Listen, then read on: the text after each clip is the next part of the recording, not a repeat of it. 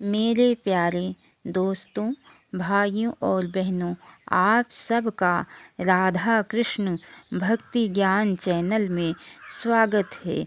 आप सब सुन रहे हैं कि किस प्रकार भगवान श्री कृष्ण गीता का उपदेश अर्जुन को दे रहे हैं। तो चलिए दोस्तों, आगे की कथा आप सबको सुनाते हैं। भगवान श्री कृष्ण कहते हैं, हे अर्जुन, सत्य इस प्रकार यह परमात्मा का नाम सत्य भाव में और श्रेष्ठ भाव में प्रयोग किया जाता है तथा हे पार्थ, उत्तम कर्म में भी सत्य शब्द का प्रयोग किया जाता है तथा यज्ञ तप और दान में जो स्थिति है वह भी सत्य इस प्रकार कही जाती है और उस परमात्मा के लिए किया हुआ कर्म निश्चय पूर्वक सत्य कहे जाते हैं। हे अर्जुन, बिना श्रद्धा के किया हुआ हवन, दिया हुआ दान एवं तपा हुआ तप और जो कुछ भी किया हुआ शुभ कर्म है वह समस्त असत्य इस प्रकार कहा जाता है। इसीलिए वह ना तो इस लोक में लाभदायक है और ना मरने के बाद ही। भगवान श्री कृष्ण से अर्जुन कहते हैं, हे महाबाहो, हे अंतर्यामी, हे वासुदेव, मैं संन्यास और त्याग के तत्व को पृथक पृथक जानना चाहता हूँ। भगवान श्री कृष्ण कहते हैं, हे कुरुनंदन अर्जुन, कितने ही पंडित जन तो काम्य कर्मों के त्याग को संन्यास समझते हैं तथा दूसरे विचार कुशल पुरुष सब कर्मों के फल को त्याग कहते हैं।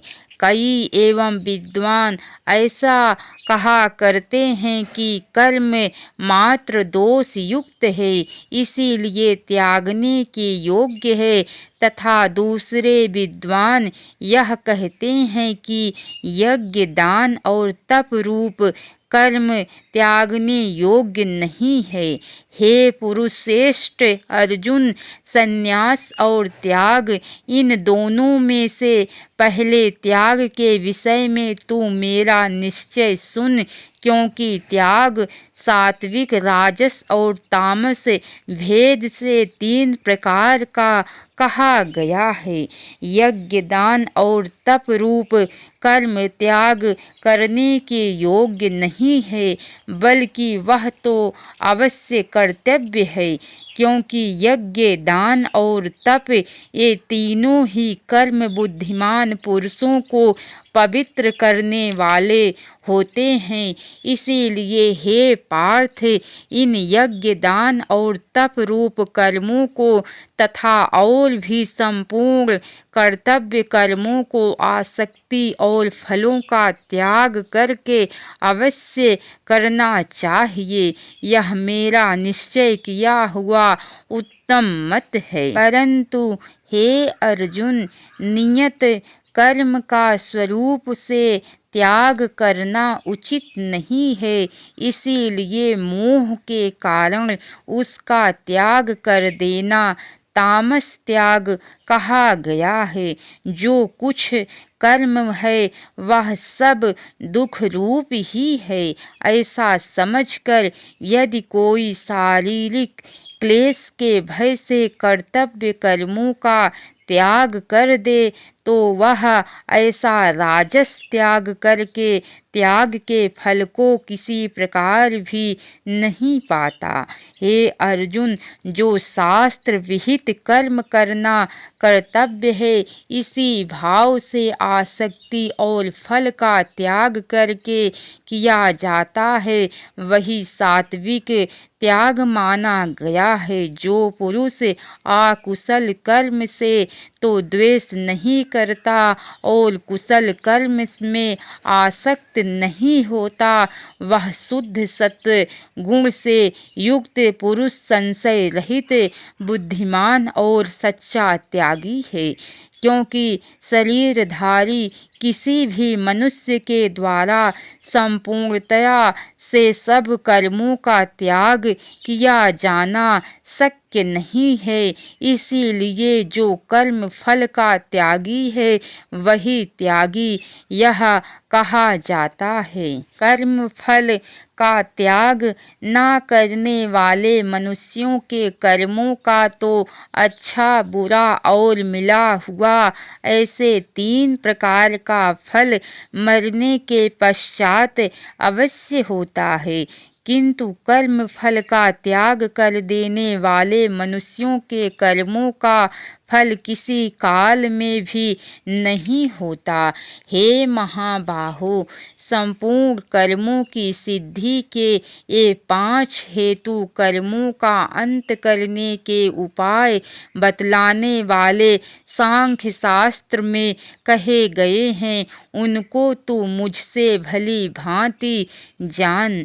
इस प्रकार मैं विषय अर्थात कर्मों की सिद्धि में अधिष्ठान और कर्ता तथा भिन्न भिन्न प्रकार के कारण एवं नाना प्रकार की अलग अलग चेष्टाएं और वैसे ही 5वां हेतु दयो है।